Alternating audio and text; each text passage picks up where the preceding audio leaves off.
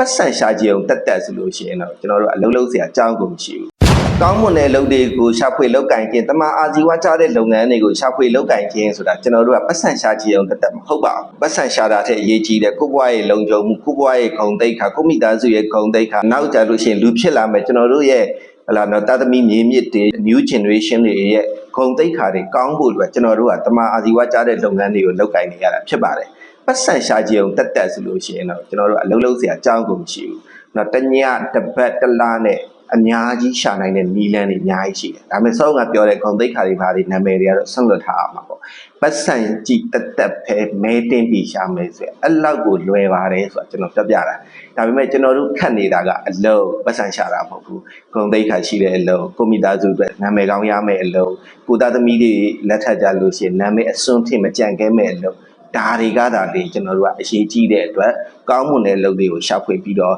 အဆင်ပြေအောင်ကြိုးစားလုပ်ကင်နေရတာဖြစ်ပါတယ်ပတ်စံရှာကြည့်အောင်တက်ကတော့ဗျာဒီခေတ်ကြီးထဲမှာဟုတ်တယ်မလားကျွန်တော်မပြောလဲခင်ဗျားတို့သိပါတယ်